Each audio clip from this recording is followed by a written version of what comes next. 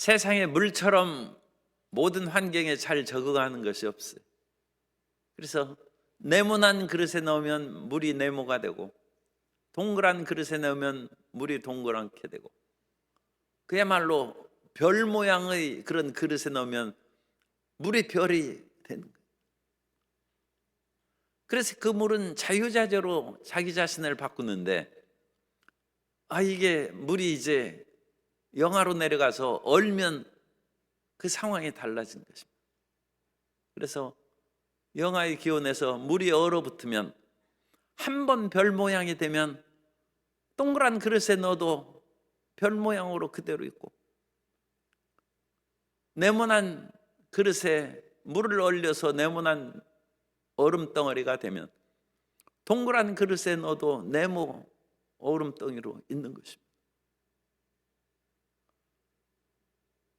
사람이 여러 가지 가능성과 다양한 재능성을 가지고 태어나지만 어느 때가 지나면 그것이 굳어서 바꾸기가 어려울 수가 있어요. 그래서 젊을 때 이 세상에서 그래도 가장 가치 있게 살아갈 수 있는 길이 공부하는 것입니다. 옛날 조선시대에는 출세의 길이 공부해서 과거에 급제하는 거예요. 그런데 그것은 양반에게 해당하는 것이고, 일반 상민들에게 있어서는 몸이 건강해서 열심히 일하여 물질을 얻지 못하면 살 길이 막막하죠. 그래서 오늘날 이와 같이 자유 대한민국이 된 것은 모든 사람들에게 가능성을 준 좋은 시절이 된 것입니다. 그런데 조선시대에 그와 같이 양반에 해당하는 것이긴 합니다만, 중인들도 과거 시험이 있었으니까 중인까지는 해당할 수도 있어요. 그런데 어릴 때 공부를 해야지, 나이가 늙으면 이제 과거에 급제해도 일할 수 있는 길이 길지 않고 출세하는 길이 한정되어 있는 것이죠. 그래서 옛말에 소년이로 항난성이라고 해서 사람은 씨 늙고 공부하는 것은 어렵다. 어릴 때 열심히 해서 꿈을 이뤄서 너 자신을 빛난 존재로 만들고 가문을 일으키는. 그리고 사람이 살아있을 때 예수님을 믿어야지, 사람이 죽으면 육체가 있을 때 예수님을 믿어야지, 영혼이 육체를 빠져나가면 그 영혼의 빛과 어둠의 상태, 하나님을 믿느냐 안 믿느냐의 그런 영혼의 상태가 굳어버린다고 그렇게 하고 있습니다. 그래서 예수님 살아있을 때 믿지 않으면 죽어서는 못 믿는다는 얘기가, 죽어서 천국 가보고 지옥 가보고 회개하면 되죠. 회개가 안 된다. 이미 굳어버린다. 네모난 얼음덩이로 굳어버리고 동그란 얼음덩이로 굳어버린다. 그래서 이 세상에 믿음을 갖고 살기 위해서, 또는 착한 사람으로 살기 위해서, 또는 지혜롭고 능력 있는 사람으로 살기 위해서는 어릴 때 그와 같은 모습으로 형성시키는 것이 가장 좋다는 것입니다. 그래서 잠언 22장 6절 이 말씀을 다시 읽어드리면, 마땅히 행할 길을, 마땅히 살아야 될 인생의 길을, 선하고 의롭고 예수님을 믿는 마땅한 삶의 길을 아이에게 가르치라. 나으리라는 단어를 쓰는데, 이 나에게 가르치라. 그리하면 늙어도 그것을 떠나지 아니하리라. 그래서 이 말씀을 공동번역으로 읽어드리면, 공동번역은 너무 의역을 한 그런 상황입니다만 그래도 의미를 우리가 잘 이해할 수 있어요. 3살 버릇 80까지 간다. 그래서 3살의 그 버릇이 어느 때가 지나면 굳어져서 80까지 그대로 간다는 것입니다. 이 80까지는 죽을 때까지 간다는 것이죠. 마땅히 따를 길을, 마땅히 가야 될 길, 히브리어로는 데렉이라는 단어를 쓰는데 그것이 하나님의 법도의 인생에 가는 길입니다. 인생이 가야 될 길이, 우리는 엄청나게 많은 다양한 길이 있는 것 같지만 하나님께서 원하시는 그 정하신 길을 어려서 가르치라. 이 나할이라는 단어가 히브리어 나할이라는 그 동사에서 나오는데, 이 제가 뭐 발음을 정확하게, 어쨌든 이 모음의 길이가 동사는 길고 명사는 짧습니다. 같은 단어. 그런데 이 나할이라는 동사는 흔들리다는 뜻이 있어요. 아주 유동성이 있다는 거예요. 참 놀라운 것이죠. 그래서 소년 시대에는 유동성이 있어요. 어릴 때는 나는 육군대장 해야 되겠다 하다가 다음 날 만나보면 나는 소설가가 된다고 했다가 또 다음 날 만나면 나는 과학자가 된다고. 끊임없이 흔들리고 유동성이 있어요. 그래서 이 나할이라는 명사로 그 소년을 뜻하는데, 소년은 유년기부터 청년기까지, 그러니까 거의 10대 이전부터 20세까지. 그래서 성경에도 이 젊은 사람들, 이 소년들을 보내라, 그건 젊은 군인입니다. 한 20세 정도, 뭐 그 정도 되는 젊은 군인을, 다윗에게도 이 소년들에게 먹을 것을 주라고 했는데 자기 젊은 군인들, 그러니까 제일 하급 군인들을 이제 얘기하는 것이죠. 굉장히 폭이 넓은 단어예요. 그런데 이 날이라는 단어를 좀 더 아이에게 집중시키면 아직 변화가 있고 새로운 그런 형태로 만들어갈 수 있는 그 나이가 될 때까지 마땅히 가야 될 길을 가르치라. 그때 가르쳐야 그 이후에도 그 길로 걸어간다는 것입니다. 로마의 성 시스티나 성당이 있는데, 이 시스티나 성당에 들어가면 입장료 굉장히 비싸요. 왜 그러냐? 거기에는 천지창조에 대한 미켈란조의 그림이 있고, 또 최후의 심판이라는 그런 그 그림이 이 천장에 이렇게 그려놨는데, 그거 보려면 그야말로 눈이 아프죠. 고개가 아파요. 그런데도 그걸 보고 가는데, 그걸 오래 볼 수도 없는 것이, 너무 오래 보면 고개가 뻣뻣해지죠. 그런데 사람들에게 밀려서 거의 오래 있을 수가 없어요. 계속 입장료도 비싼 그런 시스나 성당을 수많은 사람들이 그렇게 물밀듯이 매년 밀어 닥쳐서 그거 제대로 그림 감상하지도 못하고 밀리고, 또 자칫하면 성지순례하고 그런 일행을 놓치면 그 인파 속에 합쳐져 가지고 찾을 수도 없어요. 나중에 다른 장소에서 만나자고 미리 약속을 하고 나서 그래도 떨어지지 말자 하면서 걸어가도 꼭 떨어지는 사람들이 한두 명씩 생겨요. 그럼 약속 장소에 만나야죠. 그런데 이 미켈란젤로가 오늘날까지 그와 같이 유명하게 여김을 받고 사람들의 그런 발길이 끊어지지 않는 대작을 만든 이면에는 어릴 때 유모한테서 배운 것이 있기 때문에, 미켈란젤로의 아버지는 관리였고 하급 관료였고 어머니가 일찍 돌아가셨어요. 그런데 유모가 이 미켈란젤로를 키우면서 유모의 남편이 석공이었어. 그래서 유모가 자기 남편이 석공이니까 이 아이를 이제 데리고 기르면서 자기 남편이 석공하는 일에 가서 돕기도 하고 그랬는데, 미켈란젤로가 이 돌 깎아가지고 작품을 만드는 것을 보고 어릴 때 그걸 반한 거예요. 내가 조각가가 되고, 그 당시에는 뭐 조각가라는 이름은 없었겠지만 이 아름다운 것을 만드는 사람이 되어야 되겠다, 그렇게 생각했을 것입니다. 그래서 미켈란젤로는 이제 조각가, 화가가 되었는데, 소크라테스에도 그런 얘기가 나와요. 소크라테스가 어느 날 가니까 이 커다란 대리석이 자기 이웃집에 있는 석공의 집에 놓여 있는데, 어느 날 가보니까 그게 사자로 바뀌었어요. 소크라테스가 너무 놀라가지고, 이 사자가 어떻게 생겼습니까? 이 사자를 그렇게 조각으로 해서 파냈습니까? 하자, 그 석공이 얘기하는 거예요. 나는 사자를 만드는 것이 아니라 이 대리석 안에 웅크리고 있는 나는 사자를 보는 것이란다. 그러면서 다른 대리석을 보여주면서 너는 이것에 무엇이 보이느냐? 아무것도 안 보이고 돌멩이만 보이는데 그렇지 않다.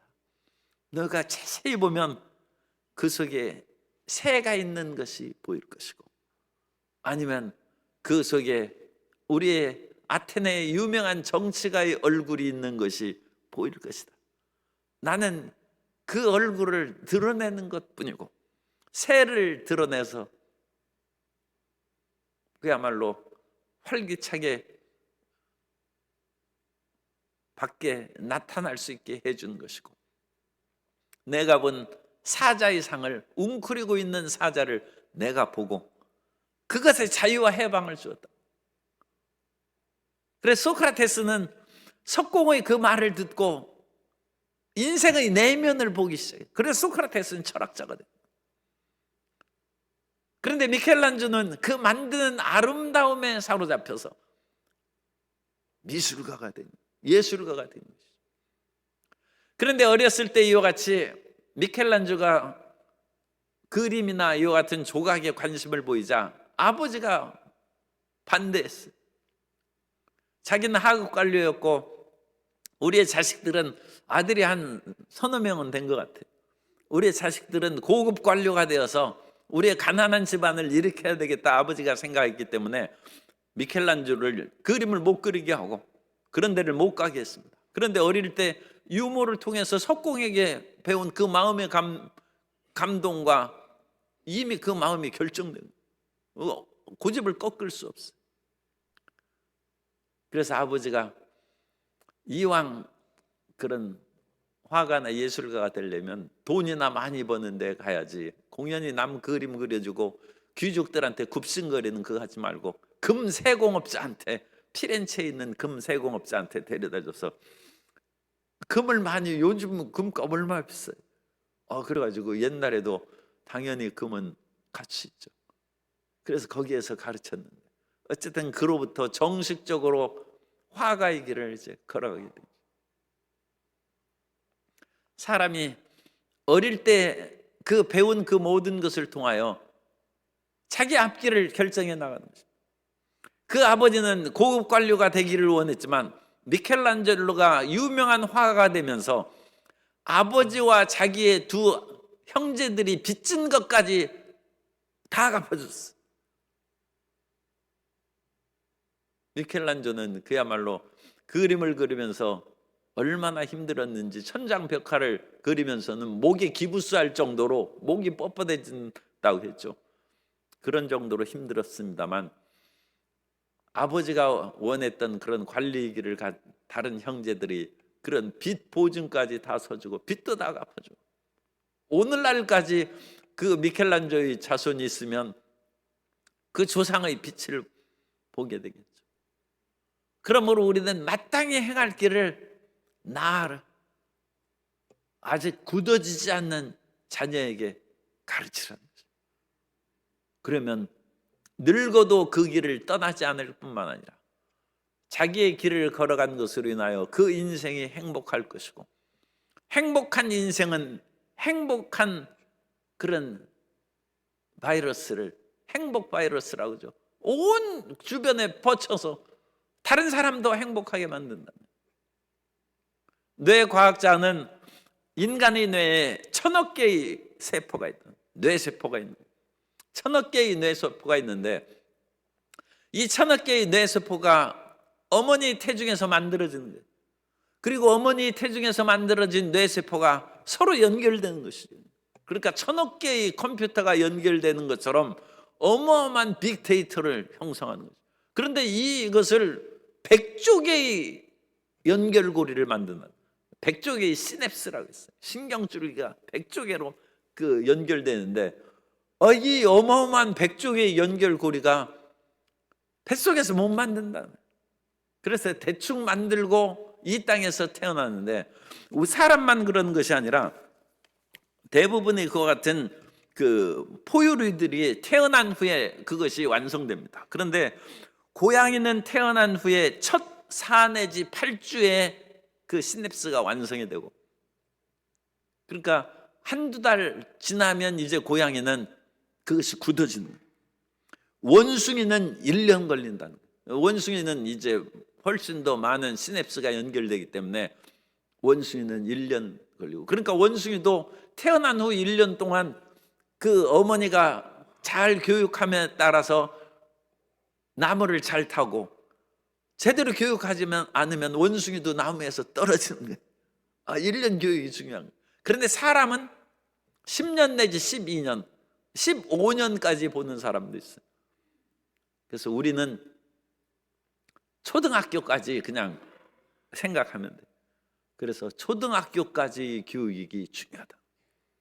그래서 초등학교의 12세, 12, 3세 그때까지 우리의 100쪽의 시냅스가 머리에서 연결이 딱 되는 거예요.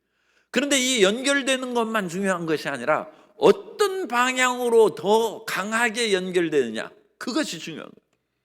그래서 이 강하게 연결하는 것은, 문학으로 강하게 연결하는 사람은 그 사람은 나중에 문학적인 재능이 있는 것이고, 그림 그리는데 그와 같이 연결을 강하게 한 사람은 화가가 되는 것이고, 음악으로 연결시키면 탁월한 음감을 갖는 사람이 되고, 여러 가지 정치라든지 법이라든지, 또는 사람들을 사귀고 그 사람만 오면 사람들이 좋아하고 즐거워하는 거예요. 그러면 정치가도 될 수 있을 뿐만 아니라 그 사람은 사업가에 아주 그 사람이 가면 모든 물건이 그냥 다 잘 팔리는 거예요. 그런데 어떤 사람은 책하고는 친한데 사람하고는 친하지 못한 사람도 있어요. 그건 그런 식으로 신경 줄기가 연결이 그렇게 돼가지고 이 대인관계에 있어서는 어색하고 불편한 거죠. 그런데 자연과는 편하고, 어떤 사람은 그냥 공원에 가고 자연에 앉으면 따분하고 하품하는데 사람들 속에 들어가면 아주 즐거운 사람도 있어요. 그런데 사람들 속에 가면 하품하고 자연이나 그와 같은, 또는 동물들 보면 아주 즐거워하는 사람이 있어요. 이게 자라날 때 연결고리가 그와 같이 형성된 거죠. 그래서 우리는 지금 목적이 뭡니까? 하나님 잘 믿게 하는 것이죠. 그래, 하나님을 잘 믿게 하는 그와 같은 신앙교육을 우리는 성경 쉐마에서 보는 거예요. 쉐마 이스라엘아 들으라. 야훼는, 너희 하나님 야훼는 한 분이신 하나님이시니 너는 마음을 다하고 뜻을 다하고 힘을 다하여 내 하나님 야훼를 사랑하라. 이 쉐마의 가르침을 어릴 때부터 그와 같이 가르치는데, 이 가르치는 쉐마의 그런 절정은 성인식입니다. 그래서 히브리인 남녀에게 13세에 성인식을 행하는데, 이 성인식을 행할 때 그냥 어떤 그 행사를 하고 그치는 것이 아니라 1년 전부터 준비합니다. 그래서 성인식에 외울 신앙 고백을 1년 동안 외우게 하는 거예요. 토라의 말씀을 외우게 하는 거예요. 성경 말씀을 외우게 하는 거예요. 그리고 그 성경 말씀을 외운 그 자녀에게 토라를 주는, 성경을 주고, 그래서 토라를 메고, 지금도 통곡의 벽에서 이제 성인식 하는 사람은 이 토라를 메고 거기를 한 바퀴 도는 그것을 볼 수 있어요. 그리고 그 토라를 아버지에게도 주고 할아버지에게도 주어서 이 하나님의 말씀이 할아버지로부터 아버지로부터 나에게 대대로 이어진다는 것을 눈을 뜨고 행동을 함으로써 마음에 새겨주는 거예요. 그래서 이 성인식이 단순한 그와 같은 13세에 그냥 행하는 의식이 아니라 그 전까지 공부해왔던 모든 하나님에 대한 말씀의 교육의 마지막 정점의 활용점정이죠. 마지막 눈동자에 점을 찍는 것 같은 그 같은 의식이 성인식이라.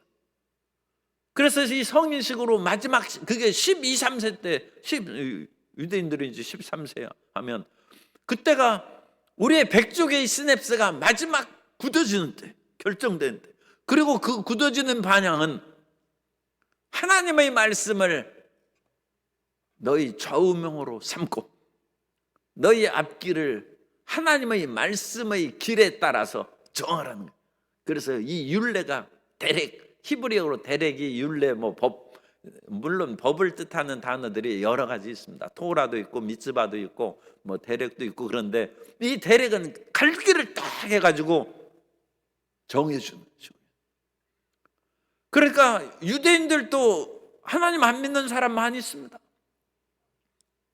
우리가 안식일 날 예루살렘에 도착해서 보면 안식일을 지키는 유대인들이 안식일을 우리 안 지킨다고 우리에게 돌을 던져. 그런데 어느 날 안식일에 텔아비브를 가니까, 지금 텔아비브 거기는 지중해 해안가에 수많은 사람이 거기에서 해수욕하고 있더라고. 아니, 안식일 날 해수욕하는 사람이 왜 이렇게 많아? 이거 다 가짜 이스라엘. 그러니까 안 믿는 사람도 무지하게 많아요. 그런데 이스라엘을 이끌어가는 힘은 소수의 하나님을 믿는 사람이 90%의 안 믿는 사람을 이끌어간다. 그것이 이스라엘의 힘입니다. 이스라엘 사람들이 다 믿는 게 아니에요. 정통파 유대인들은 한 6%, 뭐 6, 7%밖에 안 돼요. 그 사람들은 철저히 믿고 나머지 몇십 퍼센트는 그냥 하나님을 믿는데 안 믿는 사람들도 부지기수.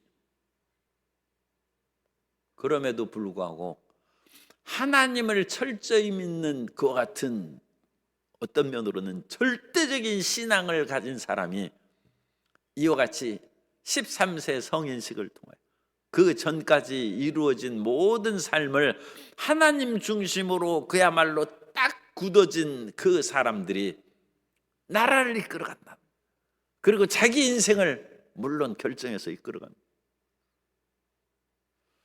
오늘날 우리가 어린이날을 지키는 것은 그런 우리나라에는 성인식이 없으니까 이런 의미에서 굉장히 중요하다고 생각합니다.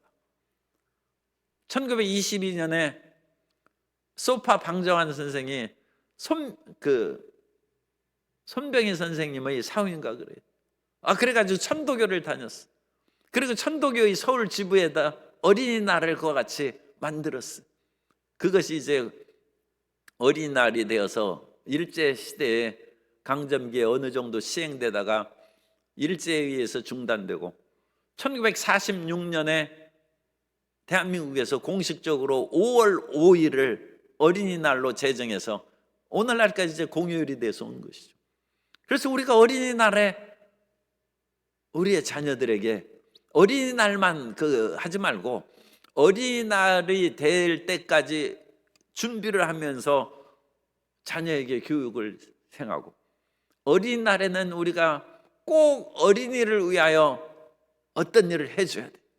그래서 그 해주는 일을 통하여 자녀의 마음에 어머니 아버지가 평소에는 나보고 공부만 하고 너 못된 잘못한다는 그것을 핀잔하고 그러는데 어린이날을 통하여 부모님이 나를 정말 사랑하는구나, 그걸 각인시키는, 그것을 신경줄기로 딱 만들어서 그것이 초등학교 졸업할 때까지 12, 13세 될 때까지 어린이날 많이 있죠.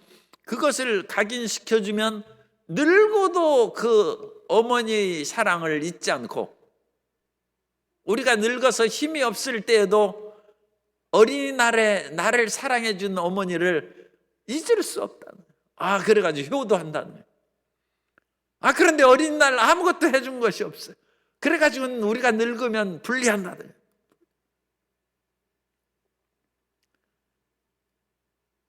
어린이날 제가 엄청나게 큰 선물을 받은 적이 있어요. 그런데 그것이 선친이 해준 것이 아니라 선친의 친구가 어느 날 초등학생인 어린이날에 나한테 이런 엄청난 어린 무슨 뭐 선물 그거 뭐 박스가 있어. 그걸 나한테 선물을 하더라고. 그분이 왜 했는지 몰라. 그분이 그렇게 자주 우리 집에 오거나 뭐 그런 분도 아니에요. 제가 그래서 잘 기억도 못하는데 어린이날 내가 왔으니 너에게 선물을 준다고 해가지고 어쨌든 엄청나게 큰 선물 박스를 나한테 딱, 지금 60년이 지났는데 안 잊어버려. 그분 자식이나 누구 손자 있으면 내가 그거보다 더 큰 거 내가 선물할 마음이 있어. 그 감동적인 감동. 그래서 우리가 어린이날 자녀를 사랑하라.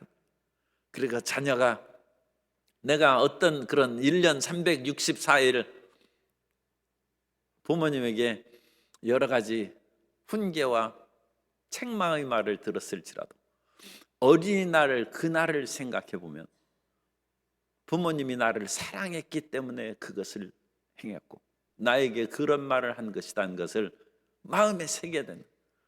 그래서 우리의 백조개의 시냅스가 효도의 길로 딱 시냅스가 굳어지고 부모를 배반하지 않는다. 그리고 그와 같이 어린이날 부모를 사랑하고 또한 나라를 사랑하고 인류를 사랑하는 그 마음으로 굳어지면 이 땅에 유명한 가문을 이루고 존경받는 사람으로 성장하게 될 줄로 믿습니다.